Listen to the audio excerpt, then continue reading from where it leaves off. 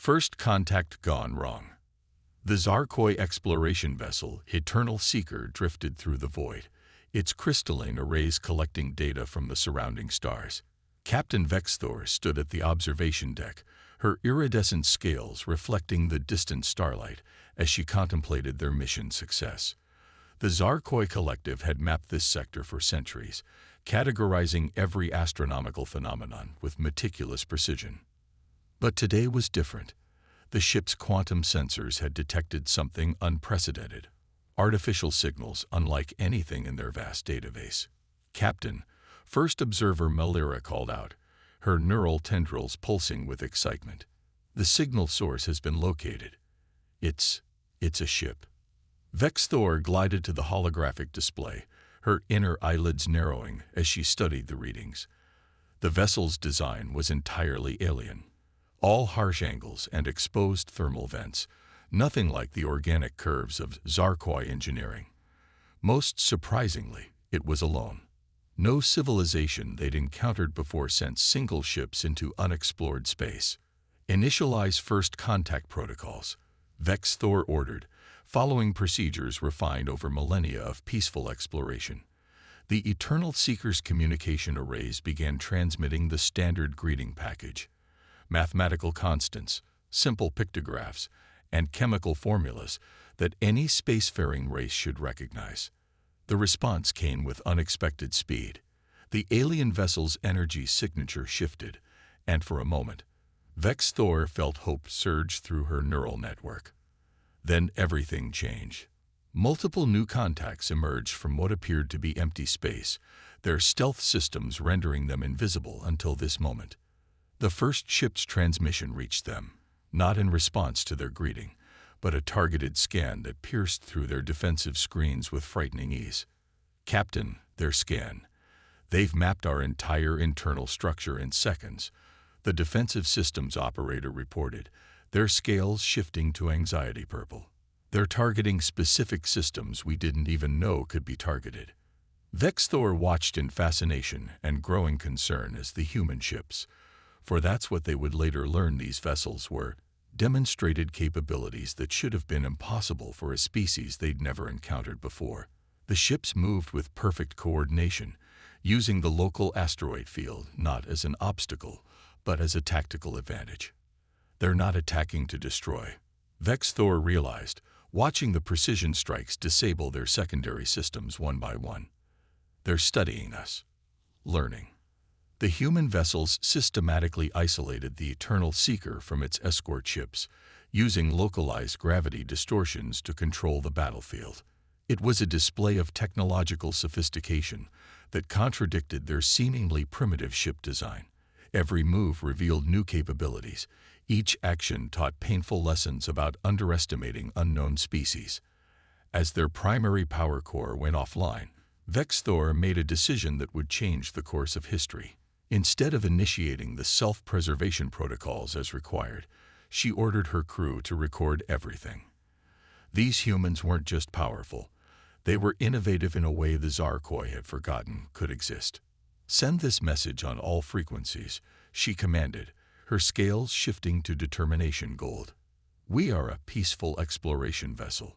We acknowledge your superior position and wish to establish diplomatic contact." The response was immediate. The human ships ceased their precise attack, maintaining position but powering down their weapon systems.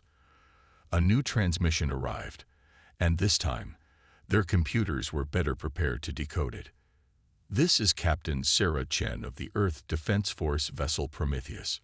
We apologize for the aggressive approach, but our last 3 attempts at peaceful first contact resulted in ambush.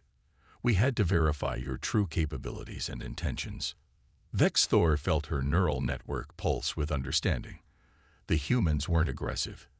They were cautious, innovative, and thorough. As emergency power restored basic systems, she realized this encounter would reshape not just Zarkoi first contact protocols, but their entire understanding of what it meant to be an advanced civilization. The stars watched silently as 2 species began the delicate process of learning to trust each other, each knowing that this moment would echo through the centuries to come. The human response, Captain Sarah Chen stood in the Strategic Command Center aboard Earth's orbital defense station, watching the holographic replay of their encounter with the Zarkoi vessel. Around her, analysts and xenotechnologists pored over the data collected during the brief engagement, each discovery revealing new insights about their galactic neighbors. "Their technology is elegant," Dr. Marcus Wong commented, manipulating a 3D model of the Eternal Seeker's propulsion system. "They've refined their engineering to an art form, but there's something almost predictable about it." Sarah nodded, remembering how the alien ship's responses had followed clear, logical patterns. "They've optimized their technology through centuries of incremental improvements, but they've lost the ability to think outside established parameters." The station's AI projected new analysis results across the curved wall displays. The Zarkoi's crystalline computing arrays were far more advanced than human quantum systems, yet they'd been vulnerable to unexpected approaches. Earth's hybrid analog-digital attack algorithms had bypassed defenses designed to counter pure quantum intrusion. "Admiral Drake has approved the next phase," Sarah announced, bringing up the tactical overlay. "The Zarkoi are peaceful explorers, but they're not the only species out here. We need to understand their capabilities and establish mutual respect before someone less friendly makes contact." The plan was audacious. Instead of traditional fleet exercises, human ships would conduct a series of carefully choreographed incidents with Zarkoi patrols. Each encounter would test different aspects of their technology, while demonstrating humanity's own capabilities in ways that encourage cooperation rather than conflict. "Prometheus will lead the first engagement," Sarah continued, highlighting a sector near the Perseus arm. "We've detected a Zarkoi research fleet mapping gravitational anomalies. Their sensors are incredibly precise, but they only look for what they expect to find." The briefing room's holographic display showed the innovative modifications made to her ship. The Prometheus now carried prototype metamaterial panels that could bend light and sensor readings around its hull. More importantly, it featured a revolutionary system that actively mimicked the background energy patterns of space itself. "We're not trying to be invisible," Sarah explained to her crew later, as they prepared for deployment. "We're trying to be uninteresting. Their sensors will see us, but their filtering algorithms will discard the data as normal space phenomenon." The strategy worked better than anyone had anticipated. The Prometheus slipped through the Zarkoi's sensor net by exploiting their own efficiency against them. Their computers were programmed to identify specific threat patterns, but human ships didn't behave like any known threat. When the Prometheus finally revealed itself, it wasn't through aggression, but by saving a Zarkoi scout ship from a solar flare their sensors had missed. The aliens' response was immediate and fascinating. Their entire fleet adapted their sensor protocols within hours, demonstrating an impressive capacity for institutional learning. "They're starting to understand," Sarah reported back to Earth Command. "Each encounter teaches them to question their assumptions while showing us new applications of their technology. It's a dance of mutual discovery." But not everyone saw it that way. Some Zarkoi vessels responded to human appearances with increasing sophistication, engaging in complex tactical maneuvers that demonstrated their own adaptability.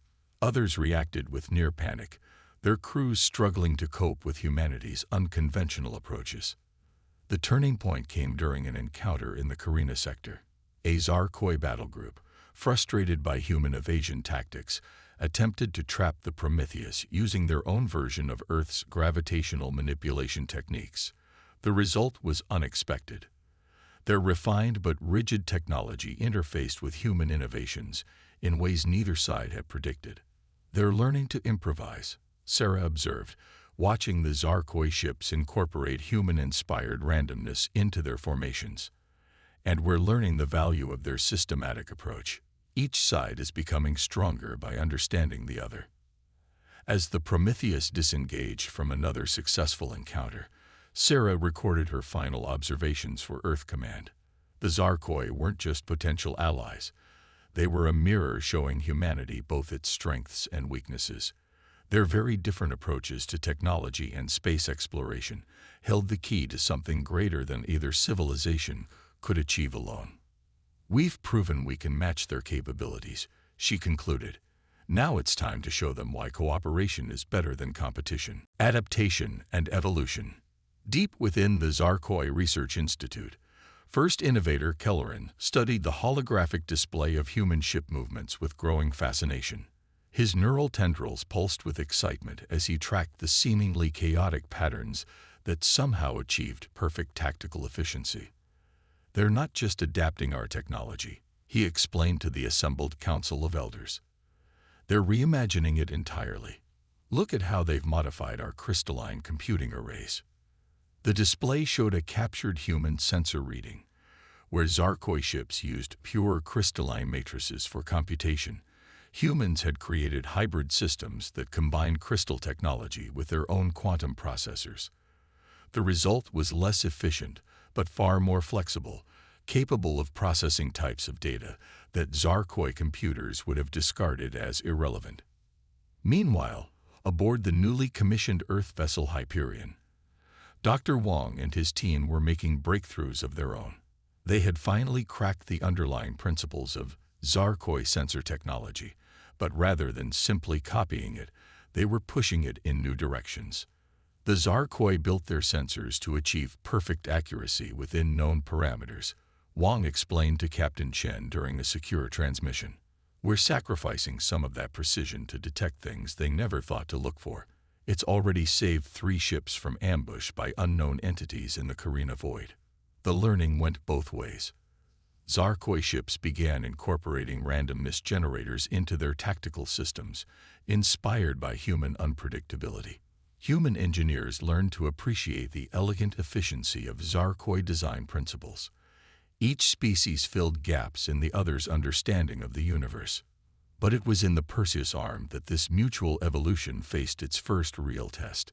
A joint human-Zarkoi research fleet encountered something that challenged both species' assumptions about space travel. A massive gravitational anomaly, unlike anything in either species' records, threatened to tear the fleet apart. Captain Chen watched as the Zarkoi ships deployed their refined gravitational stabilizers, their technology perfectly engineered for known space phenomena. But this anomaly operated on principles that defied their models. Within minutes, their systems began to fail. "Eternal Seeker, this is Prometheus," Chen broadcast. "Your stabilizers are too precise. They're trying to impose order on chaos. Follow our lead." The human ships activated their hybrid gravity systems, deliberately introducing controlled instability into their fields. It wasn't elegant, but it allowed them to ride the gravitational waves rather than fight them. After a moment's hesitation, the Zarkoi vessels adapted their systems to match. "Fascinating," Vex Thor's voice came through the comm. "By embracing imperfection, we achieve better results. This defies centuries of Zarkoi engineering philosophy." Working together, the combined fleet developed a new approach that merged Zarkoi precision with human adaptability. Ships from both species learned to dance through the anomaly, their crews discovering that their differences made them stronger together than apart. The event marked a turning point in human-Zarkoi relations. Both species began actively seeking opportunities to collaborate, establishing joint research stations and mixed crew vessels. The Zarkoi learned to question their assumptions, while humans gained appreciation for methodical analysis. But not everyone embraced this rapid evolution. Among both humans and Zarkoi, voices of concern grew louder. Some feared the loss of cultural identity. Others worried about the military implications of shared technology. And in the darkness between the stars, unknown observers watched the growing cooperation with increasing alarm. "We're changing too fast," a senior Zarkoi administrator complained to the council. "These humans are disrupting thousands of years of carefully refined progress." "Perhaps that's exactly what we needed," Kelleran responded, his scales shifting to contemplation blue. "Our pursuit of perfection had become a limitation. The humans aren't just teaching us new technology.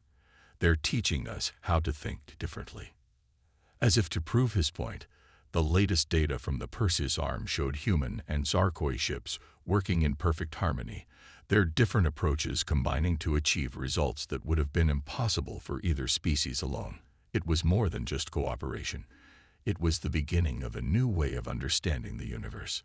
But even as both species celebrated their growing partnership, new challenges loomed on the horizon.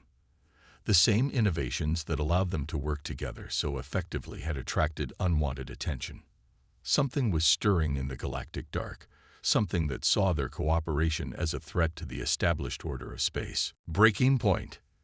The emergency alert echoed through both human and Zarkoi command centers simultaneously. In the void between the Perseus and Carina arms, an entire sector of space had gone silent. 17 outposts, 3 trade stations, and countless ships from both species had disappeared without a trace. Captain Chen and Vexthor stood aboard the bridge of the Unity, the first joint human-Zarkoi command vessel. The ship represented the pinnacle of their combined technology.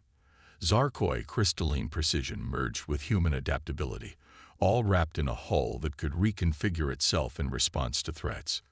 "The pattern is deliberate," Vexthor observed, her scales shifting through shades of concern. "Whatever's doing this understands both our technologies. They're systematically eliminating our ability to monitor this region." Sarah nodded, studying the tactical display.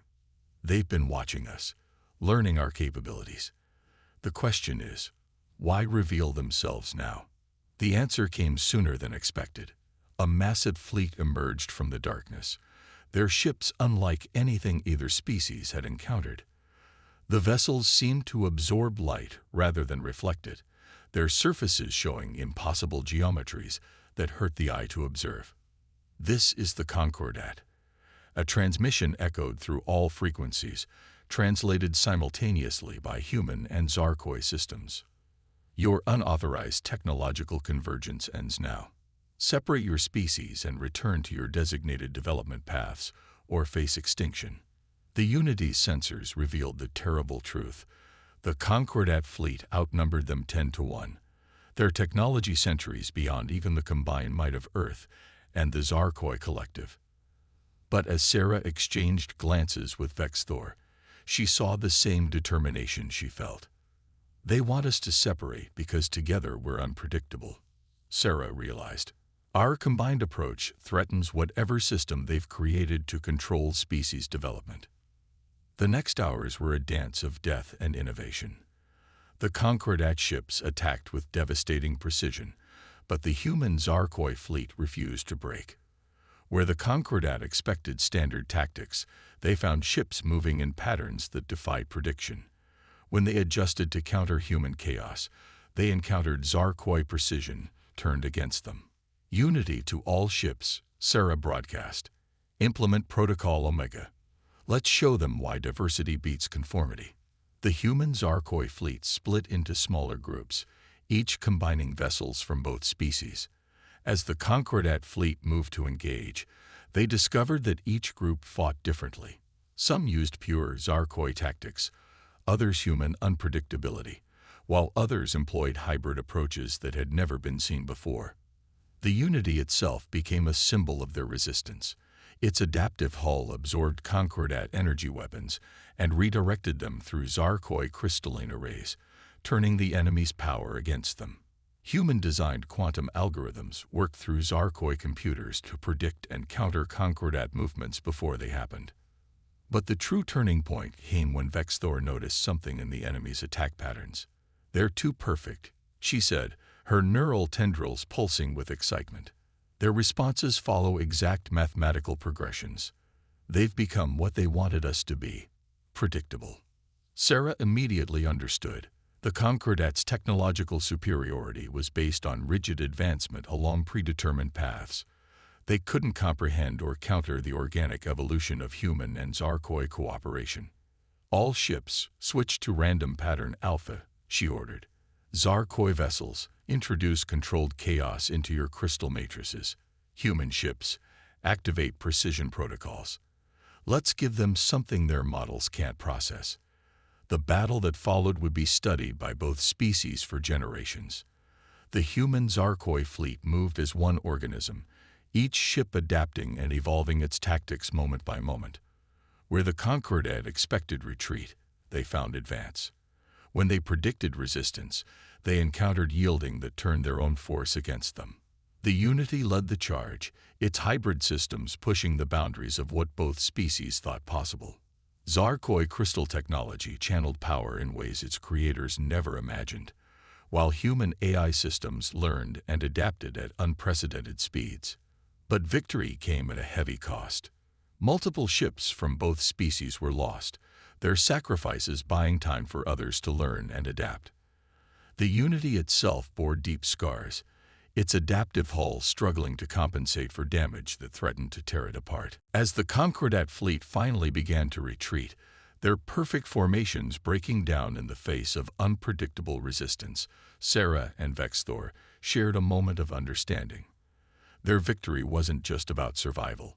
It was proof that true advancement came from cooperation, not isolation. "They'll be back," Vexthor said, her scales showing determination gold. "But next time, we'll be ready." Sarah looked at the tactical display, watching the remaining human and Zarkoi ships moving in perfect harmony. "No," she corrected. "We'll be ready. Together." Bridge of Understanding. 6 months after the Battle of the Void, as historians were already calling it, the Great Hall of the Combined Council hummed with activity. On one side sat the Zarkoi elders, their scales shifting in complex patterns that reflected their thoughts.